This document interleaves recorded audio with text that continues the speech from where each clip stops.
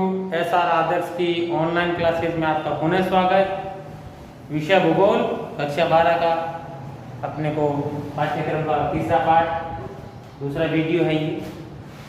इसी पाठ में हम देखो, पहले हमने जनसंख्या के वितरण के बारे में जाना। वितरण क्या होता है, उसके किस प्रकार फैलाव है, वितरण घनत्व में क्या फर्क है, वितरण और घनत्व में क्या फर्क है, उसके बारे में हमने जाना। वितरण का तात्पर्य किस प्रकार से है, क्या इसका अर्थ है, शाब्दिक अर्थ क्या होता है, ये भी हमने जाना। ठीक इसी कड़ी में हम आगे बढ़ते हैं कि भाई घनत्व क्या होता है। तो हम देखो पहले हम वितरण को पूरा समझेंगे, फिर हम किसको समझेंगे, घनत्व को, फिर वर्ग को। तो सबसे तो पहला लिया जा रहा है वो वितरण लिया जा रहा है। लेकिन यहाँ पे मैं आपको साफ बता दूं कि यहाँ हम वर्ल्ड के सारे वो आंकड़े लेंगे जो तुलनात्मक रूप से होंगे। किस रूप में होंगे, तुलनात्मक रूप में। इसमें आपको जैसे किस प्रकार के तुलनात्मक रूप से आंकड़े होंगे वो आपको देखने होंगे। तो यहाँ पे एक प्रतिरूप होगा, मतलब रूप नहीं, प्रतिरूप। अब यहाँ पे मैं आपको वितरण नहीं बता रहा, यहाँ मैं आपको प्रतिरूप बता रहा। तो ये विशेषताएं भी हो सकती हैं विश्व की जनसंख्या की, एक बड़ी मोटे तौर पे जो आपको देखने को मिलेंगी कि किस प्रकार से जनसंख्या है, कहाँ कितनी है। इससे पहले आपने एक ही आंकड़ा देखा था इससे पहले वाली क्लास में, और वो एक आंकड़ा आपके सामने क्या था, आपके सामने था कि 80% जनसंख्या 20% पे रहती है और 20% जनसंख्या 80% पे रहती है। लास्ट वीडियो में आपने ये देखा, और इतने तौर पे हमने एक बड़ी बात देखी, और हमने देखी 714 करोड़ जनसंख्या हो गई। कब हो गई, 2013 में हो गई। इतनी बात हमने देख ली। ये तो हमारे लास्ट वीडियो तक की बात थी। अब यहाँ से हम आगे निकल के आते हैं, आगे निकल के क्या आते हैं कि हम विश्व की जनसंख्या के असमान वितरण को, देखो पहले बात तो यहाँ पे आ जाना है, बड़ा प्रश्न बन सकता है, 2 नंबर का प्रश्न बन सकता है। यहाँ असमान वितरण के प्रतिरूप को बताना है, और आपके सामने बड़ा बड़ा से लिख रखा है 80 = 20, 20 = 80 कर रखा है। इसका आप लगा सकते हैं 80% को 20% में और 20% को 80% में, यानी 20% जनसंख्या जो निर्जन क्षेत्र है 80 वहां, और 80% है जो अच्छे क्षेत्र है वो 20% है। अब देखो पृथ्वी की 2/3, अब यहाँ पे एक शब्द आया 2/3। तो ये कुछ शब्द होते हैं 1/4, 2/3। तो इसको आपको थोड़ा सा याद रखना होगा, 3/4, 1/4। तो ये 2/3 जनसंख्या को उसके 14% भाग पे रहता है। 2/3 कितना होता है, अगर किसी के 3 हिस्से कर दिए मान लो तो 2/3, 2/3। तो अब 2/3 उसके लगभग 14% भाग पर।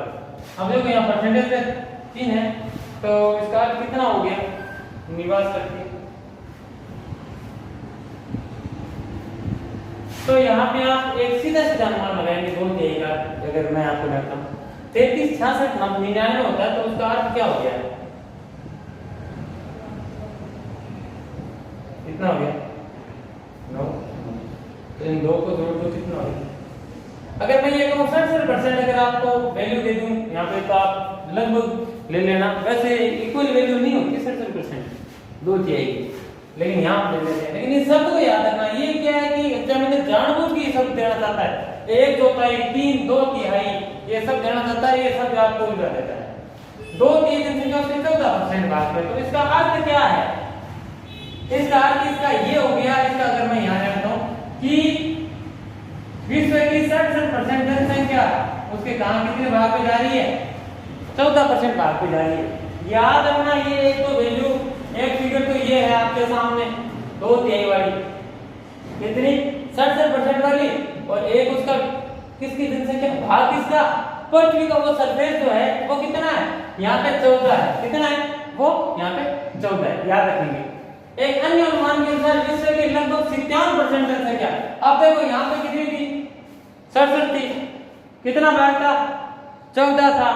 अब यहाँ कितनी है, 57 है, क्षेत्र कितना है, 5% है। देखो ये देखना आप, अगर मैं इसको अंदर से निकालूं तो 10% जनसंख्या उसमें कितने पे चली गई, 9% पे, और यहाँ पे जनसंख्या आगे घट के कितने पे आ गई, ये तो आधी से अधिक हो गई और जनसंख्या में जो आंकड़ा जमीन का आया वो तो उसका 1/4 आ गया। किसका? इसका। तो यहाँ पे ध्यान देना 57% जो जनसंख्या है वो मात्र ही 5% तक। ये अपने आप में एक बड़ा फिगर आपके सामने आपको देखने को मिल रहा है। 57% वर्ल्ड की जनसंख्या और जमीन कितनी? 5%। जैसे भारतीय कर लेते हैं, जमीन बहुत कम है विश्व की तुलना में और जनसंख्या बहुत ही ज्यादा है, जैसे चाइना है। तो ये बड़े पॉपुलेशन यहाँ पे आपको देखने को मिलता है। तो ये फिगर आपको वहीं से देखने को मिलती है कि वर्ल्ड की 57% जनसंख्या 5% पे आती है। अब देखना ये मैं आगे बात लेके जाता हूँ। विश्व के 2/3 भाग निर्जन प्राय हैं। विश्व के 2/3 भाग निर्जन प्राय हैं। 2/3 तो जितना भाग है वो मतलब ये धरातल की बात कर रहा है। किसकी? धरातल की। यहाँ पे वो 2/3 किसका है? उसका है, जनसंख्या का। यहाँ जनसंख्या जुड़ी हुई, ये भाग है किसका? सरफेस। उस 90% भूभाग पर 10% जनसंख्या रहती है। देखो ये जो 90% जमीन है विश्व की, तो इसमें कितने लोग रह रहे हैं? मात्र 10% रह रहे हैं। कारण क्या है? अब जैसे मैं आपको उत्तरी ध्रुव की बात करता हूँ, दक्षिण ध्रुव की बात कर लेता हूँ, तो ये ऐसे कुछ क्षेत्र हैं। मैं 0 डिग्री की बात कर लेता हूँ, तो ये कुछ ऐसे क्षेत्र है कि यहाँ पे जीवन सामान्य नहीं है, सामान्य अवस्था में नहीं है। सामान्य अवस्था का मतलब रहता है कि आदमी आसानी से वहां पे रह नहीं सकता, आसानी से वो परिस्थितियां नहीं है, वो जलवायु नहीं है, वो इस कारण से। अब देखिए कि 10% स्तरीय भाग पर कुल जनसंख्या का 90%। अब यहाँ पे 80 का 20, 20 का 80, तो यहाँ पे आ गया 90 का 10 और 10 का 90। अगर मैं इसको क्या कहूँ, इसको आप ऐसे कह सकते हैं 90% भूभाग पर जनसंख्या कितनी? 10% और 10% भूभाग पर जनसंख्या कितनी? 90%। एक ये फिगर भी आपके सामने, ये एक बड़ा फिगर है, आपको मोस्टली ये याद रहता है 80 20 और 20 के 90 और उसमें विषम आ जाता है 20 वाले में, आपको याद रखना होता है। अब देखिएगा अपनी तीसरी विशेषताओं के बारे में आते हैं। विश्व की 85% जनसंख्या उत्तरी गोलार्ध में और 15% जनसंख्या दक्षिण गोलार्ध में। हालांकि मैं इससे पहले वाली क्लास में आपको बात कर चुका हूं कि ऐसा ही क्यों। आपके सामने एक लिखा हुआ है तीसरी विशेषता, आप ध्यान देंगे कि विश्व की 85% जनसंख्या उत्तरी गोलार्ध में निवास करती है। 85%, बहुत बड़ा रेशियो उत्तरी गोलार्ध में। और अगर मैं आपको यहाँ बताना चाहूँ एक चित्र के माध्यम से, तो आप ये समझ लीजिए ये 0 डिग्री है, ये नॉर्थ हेमिस्फीयर और ये साउथ हेमिस्फीयर, यानी उत्तरी गोलार्ध, ये दक्षिणी गोलार्ध। तो उत्तरी गोलार्ध में पूरे वर्ल्ड की 85% जनसंख्या रहती है और दक्षिण में कम रहती है। इसका अर्थ ये हुआ, यहाँ पे आप फैलाव नहीं देखेंगे, यहाँ पे आप क्या देखेंगे? यहाँ पे आप जमीन देखेंगे। आप जमीन देखेंगे तो यहाँ जमीन ज्यादा है इस पे, और यहाँ पे जल ज्यादा है, यहाँ पे जल ज्यादा है। इसीलिए हम कहते हैं कि जो दक्षिणी गोलार्ध है वो जलीय गोलार्ध है और जो उत्तरी गोलार्ध है वो कैसा है? स्थलीय गोलार्ध है। कैसा गोलार्ध है? स्थलीय गोलार्ध। और जब स्थल है तो उसका मतलब जमीन है, जमीन है इसका मतलब जनसंख्या है। इसका अर्थ ये हुआ कि विश्व की 85% जनसंख्या उत्तरी गोलार्ध में और 15% जनसंख्या दक्षिणी गोलार्ध में। अब हम आते हैं चौथे आपकी विशेषता पर। चौथी विशेषता पर आते हैं। विश्व की लगभग 3/4, अब चौथाई का अर्थ होता है देखो 1/4, 2/3, और अगर यहाँ पे मैं बात करूं 3/4 तो 3/4 होगा। याद है ना ये बात? 3/4, 1/4, 1/5, 3/4 का मतलब इसका अर्थ है ये 75% हो गया,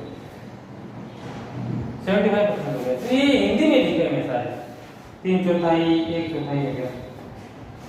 तो 3/4 जनसंख्या एशिया व यूरोप में महाद्वीप में रहती है। कितनी? 75% जनसंख्या। अगर मैं इसको एकदम सीधा सटीक बोलना चाहूँ तो ये कह सकता हूँ कि विश्व की 75% जनसंख्या एशिया यूरोप महाद्वीप में निवास करती है।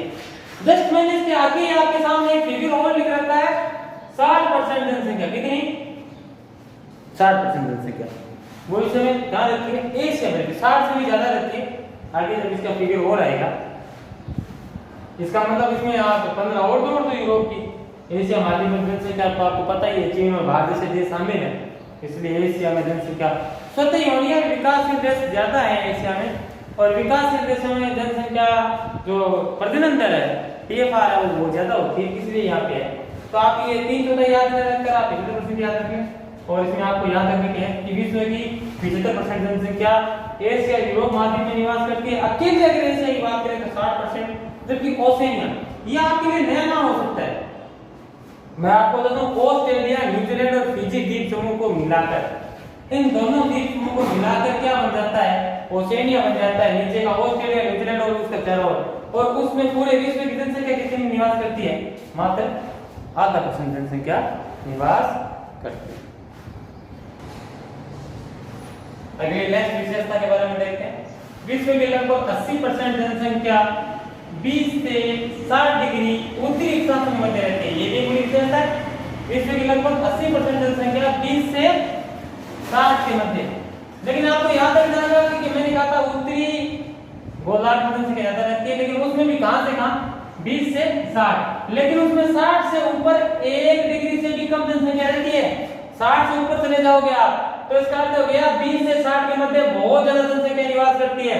पूरे विश्व की 80% जनसंख्या, क्योंकि मैंने कहा कि 85% जनसंख्या उत्तरी गोलार्ध में रहती है, 15% जनसंख्या दक्षिणी गोलार्ध में रहती है। ठीक उसी में मैंने बात जोड़ दी, 80% जनसंख्या 20 से 60 के मध्य रहती है, 60 से ऊपर 1 डिग्री रहती है। अब अगली बात करते हैं, छठी विशेषता की बात करते हैं। विश्व की जनसंख्या लगभग 75% भाग महाद्वीपों के किनारे में। आप भारत का भी एक स्वरूप देखेंगे, ज्यादातर बड़े नगर कहाँ हैं, पानी के किनारे पर है। तो ठीक इसी प्रकार विश्व की जनसंख्या का 75% भाग महाद्वीपों के किनारों पर बड़े महानगरों के रूप में बसा हुआ है। अब हमारी अंतिम प्रतिरूप देखेंगे हम। विश्व का लगभग 80% जनसंख्या सागर तल से 500 मीटर की ऊंचाई तक निवास करती है, यानी सी लेवल जो है उसे कितना ऊपर आना चाहिए, 500 मीटर तक का जो मैदान है पठार, वहां तक लोग निवास करते हैं। अब विश्व के इनके आंकड़े और उसके बाद उसका घनत्व के साथ संबंध हम नेक्स्ट वीडियो में देखेंगे। ये सारी की सारी आपको नोट करनी है, यहाँ से बड़े क्वेश्चन निकल के आते हैं इस पार्ट में। अगर रिटर्न को पढ़ना है तो आपको इनकी 7 विशेषताएं प्लस इनका जो डाटा है वो याद रखना होगा। धन्यवाद।